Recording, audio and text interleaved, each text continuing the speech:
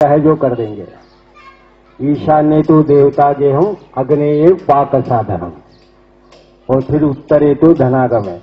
तो ये तो आप कर देंगे, अपने ऊपर बंगला है, जगह है। फ्लैट के अंदर गए तो क्या होगा? उसने कहा साहब बाकी सब ठीक है, लेकिन जो गेट है वो दक्षिण की तरफ से है।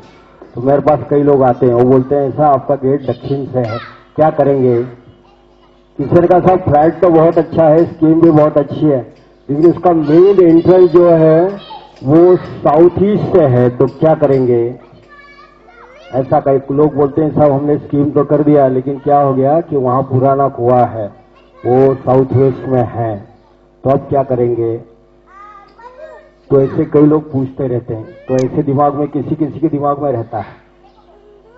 तो मैं इसके लिए पहले कहा कि नोबडी कैन क्रिएट 100% पॉजिटिव। यदि आपके पास प्लेन ग्राउंड है तो आप ऊपर बंगले में तो सब अकॉर्डिंग टू वास्तु बना लेंगे, लेकिन सब सरफेस जियोलॉजी जो है, यदि ड्रेनेज लाइन यदि दक्षिण से जा रही है तो आप क्या करेंगे? क्योंकि वास्तु के हिसाब से तो पानी उत्तर की तरफ से होना चाहिए, तो दक्षिण से ड्रेनेज लाइन जा रही है तो क्या करेंगे? आपके सामने, घर के सामने यदि पहाड़ी है तो पहाड़ी से उतार आपके घर की तरफ आएगा, तो आप बोलेंगे पूरब की तरफ से उतार आ रहा है, तो हम क्या करेंगे? कुछ लोग बहुत अच्छी जगह है, स्कीम है, लेकिन सामने मंदिर आ गया तो कोई किताब में लिख देता है कि मंदिर के सामने नहीं रहना चाहिए, क्या करेंगे? तो ऐसा कई बार हो जाता है। तो हम इसको बोलते हैं टेक्स्ट बुक कंसल्टेंट। जो लोग ऑर्थोडॉक्स किताब में लिखा है इसके लिए देखते हैं, लेकिन वास्तुशास्त्र असल ऐसा है नहीं। तो क्यों? इसलिए मैंने कहा कि नोबडी कैन क्रिएट 100%। तो फिर क्या देखेंगे? तो आप तो इतना ही देखिए कि आपके वास्तु के अंदर पॉजिटिव कितना है और निगेटिव कितना है।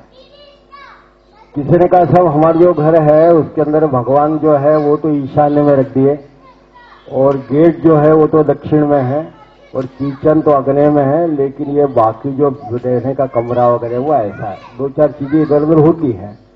तो हमने कहा आप इसको ऐसा कीजिए, मार्किंग कीजिए, और जो पॉजिटिव है उसको पॉजिटिव मार्क करो, जो निगेटिव उसको निगेटिव मार्क करो, और टोटल आप 100% के अंदर देखेंगे। यदि आपको लगता है कि आपका टोटल जो है 50% निगेटिव और 50% पॉजिटिव आता है, तो समझिए it is an average house. तो आपको कोई सोचने की जरूरत नहीं। आपका जो भाग्य जो फेट होगा रिसेप्टिविटी उसके हिसाब से करो, वास्तु का उसमें कोई प्रभाव नहीं है। यदि 60% है तो आपका वास्तु फर्स्ट क्लास है, forget about rest of 40% negativity जो है। और 60 से ऊपर है तो सोचने की जरूरत ही नहीं वास्तु के बारे में, ये तो आप अपना खुद ही देख सकते हैं।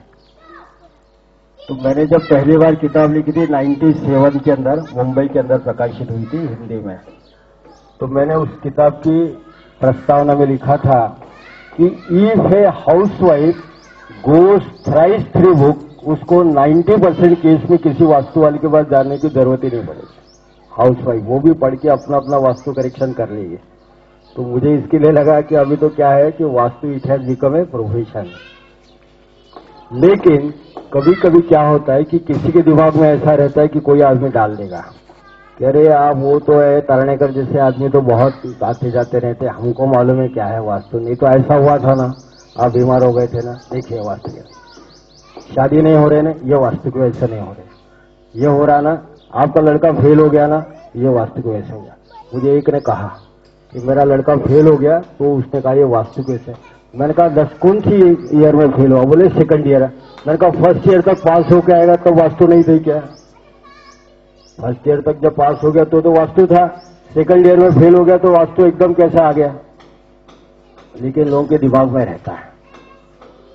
तो उसके लिए हमने क्या कहा? हमने उसके लिए कहा कि यदि ऐसा निगेटिविटी भी है तो आप उसके अंदर पॉजिटिविटी जो है वो आप कर सकते हैं।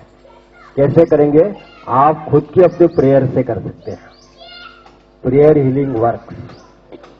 आप दिन में खुद के लिए यदि दिन में केवल 13 मिनट निकालें, मैं बच्चों के लिए 13 मिनट बोलता हूं, जो सीनियर थे उनको बोलता हूं 26 मिनट, सवेरे 13 मिनट, शाम को 13 मिनट, और बहुत वृद्ध हैं उनको बोलता हूं 39 मिनट, मतलब इसका एब्रीविएशन हो गया TMT, 13 मिनट थेरापी। ये 30 मिनट थेरेपी काय के लिए है, तो इसके लिए पहले आपको एक उदाहरण बताता हूं कि कैंसस यूनिवर्सिटी के अंदर कुछ साल पहले वहां के साइकेट्रिस्ट लोगों ने और रिसर्चर्स ने मिलकर एक प्रयोग किया। उन्होंने प्रयोग ऐसा किया था कि जो सीवियर पेशेंट्स थे, कुछ ऐसे सीवियर पेशेंट जो किसी ऑपरेशन के होंगे, कैंसर के होंगे या टीबी के कुछ होंगे, तो ऐसे जो पेशेंट थे उनके लिए उन्हें एक प्रयोग ये किया कि कुछ लोगों के लिए कोई व्यक्ति किसी दूसरी जगह से उनके लिए प्रार्थना कर रहा है, और किसी के लिए कोई भी नहीं कर रहा है। Those who are equally disordered और facing the same type of disease, और दोनों का इवेल्युएशन डॉक्टर लोग कर रहे हैं, और उसका उन्हें पीरियडिक उसका इवेल्युएशन किया, और बाद में उन्होंने उसका जो निष्कर्ष निकला वो मेडिकल मैगजीन जो आते हैं उसके अंदर उन्होंने उसका आर्टिकल प्रकाशित किया। तो आप चूंकि डॉक्टर हैं तो मैं आपको बता दूं कि डॉक्टर अभय बम, इनकी जो किताब है, मराठी की किताब है, हिंदी में है, कि मेरा साक्षात्कारी हृदय रोग, हार्ट अटैक के ऊपर, और एक निर्मला गोप्ते की किताब है हृदय रोग चिकित्सा, हार्ट के ऊपर दोनों है। तो इसके अंदर एक्सपेरिमेंट का रेफरेंस है मैगजीन का। तो उन्होंने ऐसा निष्कर्ष निकाला कि जिनके लिए कोई व्यक्ति किसी और जगह यदि प्रार्थना कर रहा था तो उनकी लाइन ऑफ ट्रीटमेंट जो चल रही थी और उनकी जो रिकवरी थी उसके अंदर जिनके लिए कोई भी नहीं कर रहा है, उनके कंपैरिजन में जिनके लिए कोई कर रहा था उसके अंदर 10 to 30% इतना ज्यादा प्रभाव ज्यादा देखा गया। इसके लिए यदि कोई प्रार्थना नहीं कर रहा है, इसको ये इतना डोज देना पड़ा एक हफ्ते में, तो ये जो व्यक्ति है इसको उसके डोज का 30% कम देना पड़ा इक्वली रिसेप्टिव होने के बाद। तो ये चूंकि वहां के डॉक्टर्स के थे, रिपोर्ट थे, इवैल्यूएशन थे, बाद में फर्स्ट टाइम कैंसर यूनिवर्सिटी के उस हॉस्पिटल ने प्रेयर हीलर को रजिस्ट्रेशन देना शुरू कर दिया, और उन्होंने कहा कि हमारे हॉस्पिटल में फैसिलिटी है कि हम आपके साथ ट्रीटमेंट के साथ में आपके लिए यदि आप कोई प्रार्थना करना चाहता है तो उसको हम प्रेयर हीलर रजिस्टर्ड हम उसको दे देंगे, वो रिकॉग्नाइज रहेगा हॉस्पिटल की तरफ से, और आप यदि उसको कुछ डॉलर्स पे कर देंगे तो वो आपके लिए प्रार्थना करेगा। तो वहां के सिस्टम से तो यदि शायद हो सकता है कि वो आपके बेड के पास में आके प्रार्थना करे या अपने घर में या चर्च में प्रार्थना करे। तो वो जब पहली बार मैंने आर्टिकल पढ़ा तो मुझे ऐसा लगा कि जब कोई व्यक्ति किसी के लिए तीसरी जगह बैठ के यदि प्रार्थना करता है उसका प्रभाव होता है, तो यदि आदमी खुद के लिए स्वयं के लिए यदि प्रार्थना करेगा तो उसका प्रभाव नहीं होगा, निश्चित होगा। इसके लिए श्रद्धा का नहीं, इसके लिए दिस इज मेडिकल एविडेंस। तो मंत्र है, एक अक्षर से लेके पूरी दुर्गा सप्तशती तक मंत्रात्मक है। तो आप कौन सा मंत्र कहेंगे? तो वो भी तंत्र मंत्र है। ओंकार की बात करेंगे तो मैं आपको ओंकार चिकित्सा डॉक्टर फंकी की किताब है, डॉक्टर देवधर की, तो उसके अंदर 22 पद्धति से ओंकार का कैसे आप उच्चारण कर सकते हैं इसका प्रभाव बताया। तो कोई कहेगा 22 प्रकार से ओंकार सीखेंगे तो बाकी क्या करेगा, तो मैं वो भी नहीं कहता, लेकिन इतना जरूर बताता हूँ कि डॉक्टर करण लेकर मेरे एक मित्र है, वो स्पीच थेरापिस्ट है, हार्ट स्पेशलिस्ट भी है नगर के अंदर।